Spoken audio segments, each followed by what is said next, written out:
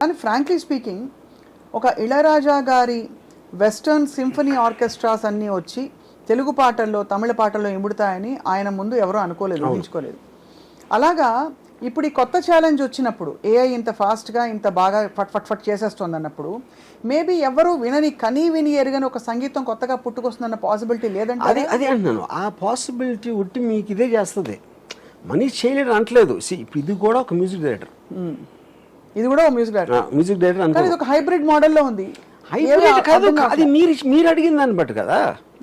మీరు ఇండియన్ ఫోక్లో ఏమంటారా ఇది ఏమంటారా, దానికి ఒక 500 స్టైల్స్, అది కూడా నాకు తెలియదు. 500 టైప్స్ ఆఫ్ మ్యూజిక్ ఉందని నాకు తెలియదు ఎంతవరకు ఏ వచ్చేవరకు. కానీ అప్పుడు మీరు ఇచ్చిన ప్రాంప్ట్ బట్టి చేస్తుంది, అది చేయట్లా. అవును, సపోజ్ మీరు ఇళయరాజా గారు లాంటి పాట కావాలంటే ఇస్తుందా, రాజా సార్ లాంటి పాట? I don't know if you can mention names, ఎందుకంటే that might come under copyright infringement. Sure about అది ఇప్పుడు. కానీ ద పాయింట్ ఏంటంటే ఇది మ్యూజిక్ డైరెక్టర్ ఎలా ఆలోచిస్తారో అలా ఆలోచిస్తుంది. అవును, ఇప్పుడు ఇళయరాజా టైప్లో కావాలి అంటే ఇళయరాజా టైప్ ఏదో స్టైల్ ఉంటుంది కదా, దానికి ఏదో ఇండియన్ ఫోకో లేకపోతే ఏదో what ever Ilaiyaraaja uses, western classical అలాంటి వాడతారు కానీ ఆయన. అప్పుడు మీరు ఇళయరాజా అనుకుంటే వెస్టర్న్ క్లాసికల్ అని ఉన్నది. ఇళయరాజా అనేది మీకు నచ్చిన పాటలు మీ మెమరీలో ఉన్నప్పుడు వచ్చిన లేబుల్ అది.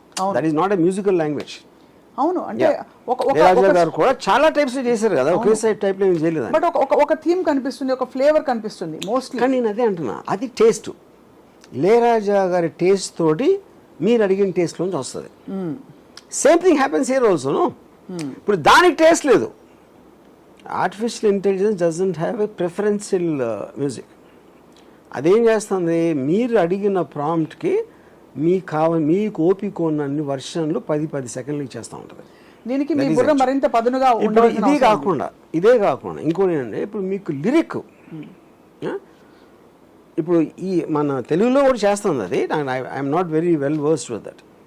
ఇప్పుడు ఇంగ్లీష్లో నేను ఒక హుక్ లైన్ ఇచ్చాను అనుకోండి, జస్ట్ ఒక హుక్ లైన్ ఇచ్చి దీని మీద లిరిక్స్ రాయమంటే లిరిక్స్ రాస్తుంది.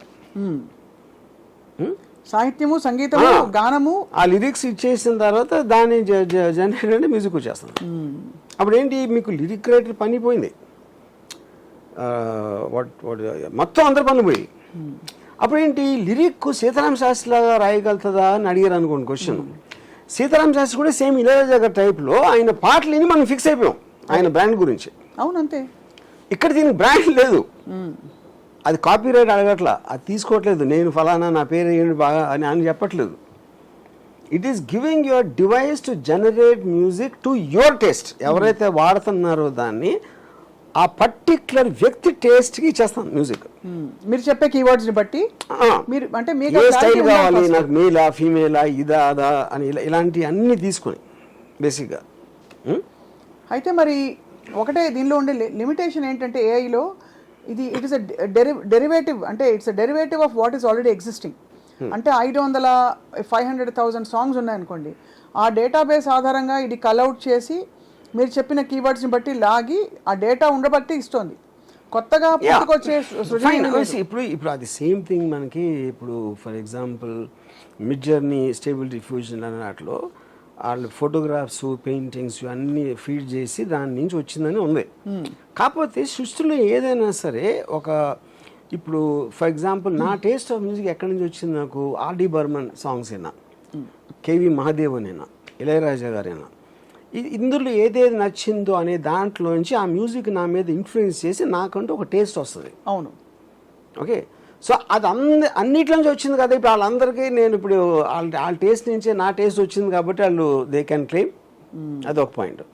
రెండోది, అడ్వాన్స్మెంట్ ఆఫ్ టెక్నాలజీలో ఎలక్ట్రిసిటీ కనిపెట్టాడు ఒకడు, దాని తర్వాత 50 సంవత్సరాలకి ఏసీ కనిపెట్టాడు ఇంకోడు. అప్పుడు ఏసీ కంపెనీ దగ్గరికి ఫస్ట్ కనిపెట్టినోడు, నా ఎలక్ట్రిసిటీ లేకపోతే నీకు ఏసీ ఉండేది కాదు కదా, అందుకని నా వాటర్ నాకు కావాలంటే అది అడ్వాన్స్మెంట్ అయిపోతుంది కదా. సో బేసిక్గా ఇంకోటి ఏంటంటే, ఇప్పుడు అది ఎక్కడి నుంచి మనం ఇచ్చిన ప్రాంప్ట్ ఏంటి, ఏమడుగుతున్నాం, అది ఎక్కడి నుంచి తీసుకుంది అని చేసిన వాళ్ళు కూడా తెలియదు. అదే అప్పుడు దాన్ని అది ఏమవుతుందంటే, ఒక చాలా సింప్లిస్టిక్ ఎగ్జాంపుల్, మీ నా దగ్గర ఏదో దొంగలు ఇచ్చారు, మీ దగ్గర ఒక బంగారం లేదు, ఇంకా 500 మంది దగ్గర దొంగలు ఇచ్చి అదంతా మెల్ట్ చేసేసి అది వేరే ఆభరణాలు చేసిండు. అంతే. ఆ వేరే ఆభరణాలు చేసి వేరే వేరే వాళ్ళు తీసుకుంటున్నారు అవి. అప్పుడు నేను నా ఆభరణం ఎక్కడ ఉందో నాకు తెలీదు, దాంట్లోంచి వచ్చేది.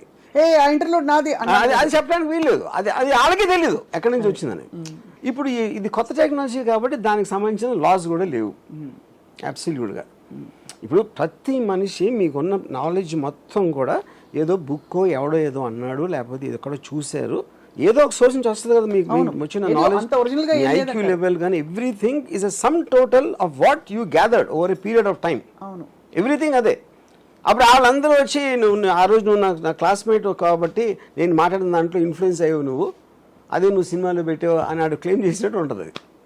కాబట్టి ఇప్పుడు స్వయంభూగా వస్తున్న ఈ న్యూయెస్ట్ మ్యూజిక్ డైరెక్టర్కి మ్యూజిక్ డైరెక్టర్ మీనింగ్ లేదు అసలు. ఇంకా ఇదే మ్యూజిక్ డైరెక్టర్ మీరు చెప్పారు అంతే, ఇదే మ్యూజిక్ డైరెక్టర్.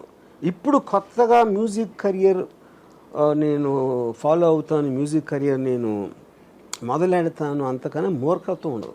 దానికి ఇంకోటి ఏంటంటే ఇప్పటికీ మీకు నేను చాలామంది మ్యూజిక్ డైరెక్టర్స్తో మాట్లాడాను దీని గురించి. వాళ్ళు ఇమ్మీడియట్ రియాక్షన్ ఏంటంటే అది ఏదో కాంపిటీషన్ లాగా ఫీల్ అవుతున్నారు. ఇప్పుడు ఏ టెక్నాలజీ కొత్తగా వచ్చినా కూడా అది పాత టెక్నాలజీ అన్నిటిని దెబ్బతీసేస్తుంది. టెక్నాలజీ వరకు ఓకే, ఆర్ట్స్ అనేది ఎవడు అనుకోలే ఎంతో. Art is different thing. ఇప్పుడు ఫర్ ఎగ్జాంపుల్ ఎడిటింగ్లో మూవీ అలా అని ఒకటి ఉండేది. మూవీ అలా నుంచి స్టీన్ బేక్ అని ఒకటి వచ్చింది. మూవీలో ఆపరేటర్ అందరూ వెళ్ళిపోయారు.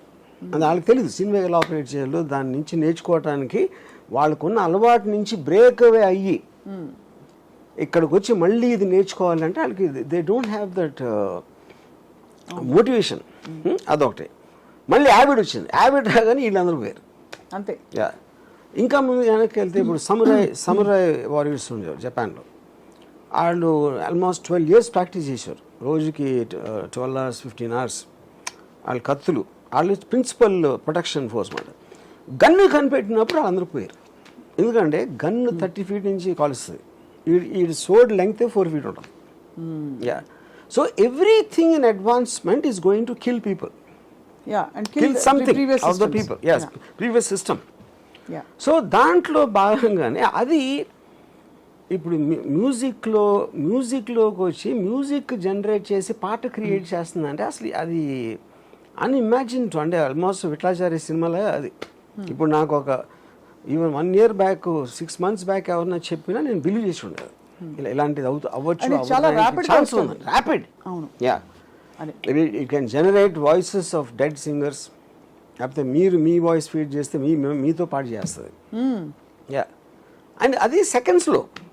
సో ఇప్పుడు నేను ఒక సాంగ్ చేయాలంటే ఒక మ్యూజిక్ డైరెక్టర్ దగ్గరికి వెళ్ళి అతను పిలిచి నీకు ఎప్పుడు టైం ఉంది అతను రమ్మని చెప్పు, నేను అక్కడికి వెళ్ళు, సిట్టింగ్ వేయాలి ముందు. సిట్టింగ్ వెళ్ళి మాట్లాడి ఏం చేస్తున్నారు, వాడికి టైం ఉందా లేదా, వాడెంత బిజీ, అన్నీ చూసుకునే బదులు నేను పొద్దున్న కాఫీ తాగుతా 5-6 పాటలు చేసేస్తే నా టేస్ట్కి అది దట్ మైట్ నాట్ వర్క్. మీకు ఇచ్చాలంటే మామూలు నాకు ఇచ్చాలి కదా, ఎవరికైనా అది ఇచ్చాలి కదా.